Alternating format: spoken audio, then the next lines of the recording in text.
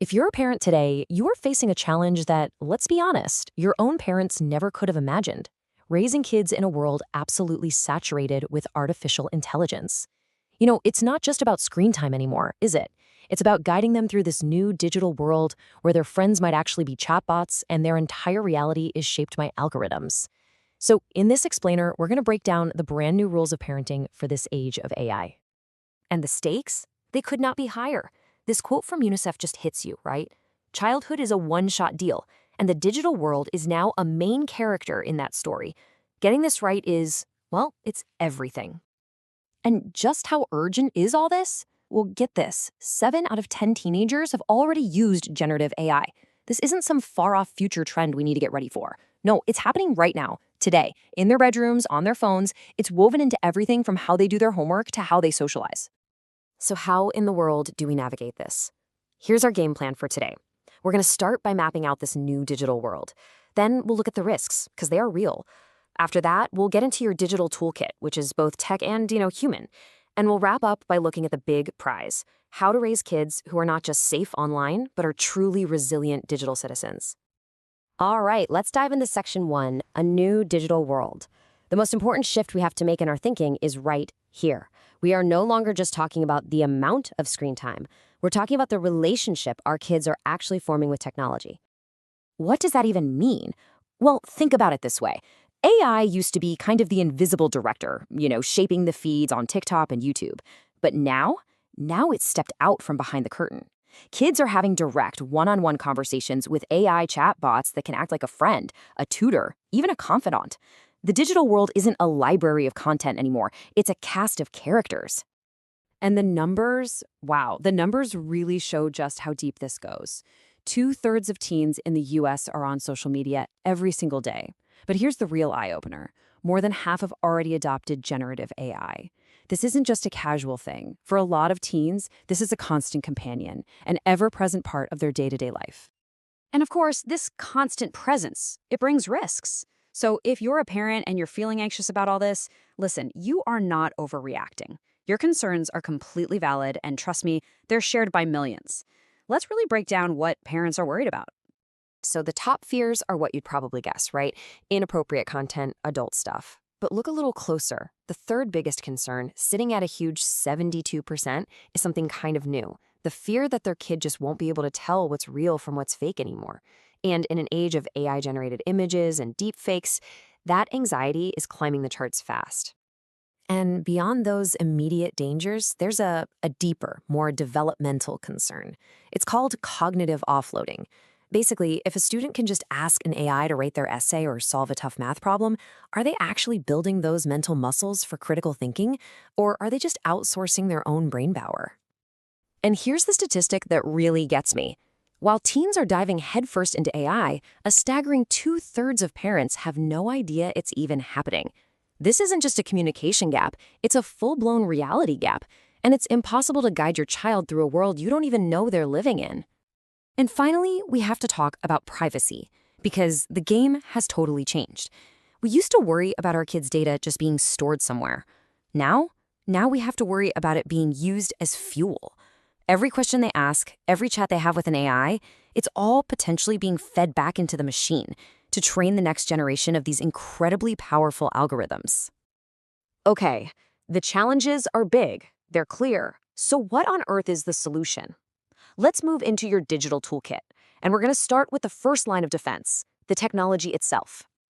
There are a lot of parental control apps out there, and they each have a different philosophy. Something like Custodio is the all-seeing eye option. It lets you see pretty much everything. Then you've got Bark, which is more of a trust-based model. It scans for danger signs and only alerts you if it finds a potential problem. And then there are the native tools, built right into platforms like Meta, which give you really specific control, like being able to block certain AI chatbots. And this is a really key trend that's putting more power back in parents' hands. It's not just about downloading a third-party app anymore. The platforms themselves, TikTok, Meta, even OpenAI, they're all rolling out stronger built-in controls. This lets you link your account directly to your teens, so you can set time limits, filter content, and manage their whole experience right from inside the app. But let's be really clear here. Technology can only get you so far. And that brings us to the most important part of the toolkit, the part that goes way beyond any app or filter. The key takeaway is this: technology is a tool, not a replacement for good old-fashioned parenting. I love this analogy because it perfectly captures the mindset we need. You wouldn't just keep your child away from water forever, right? You'd teach them how to swim. It's the exact same idea with the digital world. Teaching them to tread water means teaching them critical thinking. And making sure they know how to call for help, that means building enough trust that they'll actually come to you when they get in over their heads. So what does this actually look like day to day? This graphic from Ofcom shows how our rules have to change as our kids grow up. On the left, for the younger kids, the top concerns are all about the content they see, what videos they're watching, what websites they go to. Now look at the right side, for teens. The focus totally shifts to behavior, how they spend money, who they're talking to, and what personal info they're sharing. The lesson is simple: our parenting has to mature right alongside them. And our supervision has to change too. For little kids, it's about proximity, being in the same room, checking in. But with teens, that helicopter approach can really backfire. It has to shift to a foundation of trust, where your main tool isn't looking over their shoulder, it's conversation. You have to move from being a monitor to being a mentor. So this all comes together in this 5-step framework for what we can call digital guardianship.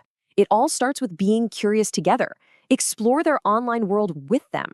From there, you can set healthy boundaries, like maybe no phones at the dinner table. All along, you're constantly teaching critical thinking, asking questions like, do you think that's real? You're also watching for emotional changes. How do they feel after they've been online? And finally, you advocate for them by using all these tools and controls we've talked about. And this brings us to our final section, which is really about the ultimate goal here: raising resilient digital citizens. Because look, the point isn't to shield them from a synthetic world. The point is to prepare them to thrive in it. This requires a huge shift in our role as parents. We have to evolve from being a gatekeeper, just trying to block access, to a world that honestly we can't control anymore. The new role is the digital guardian. This isn't about building higher walls. It's about building stronger kids. It's about giving them that internal compass, that resilience and critical thinking that they need to navigate any digital landscape they find themselves in. And this quote, this really gets to the absolute heart of it all. Parenting today isn't about managing a device anymore. It's about guiding a child through a completely new form of human-machine coexistence. That is a profound responsibility, and one that no generation before us has ever had to face. Because when we look ahead, it is crystal clear that the destinies of humanity and artificial intelligence are just going to get more and more tangled up. This isn't just a phase, this is a fundamental evolution of our world. And so that leaves us with a pretty deep question, doesn't it? Experts see a future where AI isn't just a tool we use, but an adjunct intelligence, a kind of partner that knows our patterns, our preferences, maybe even better than we know ourselves. So how do we prepare our kids for that world?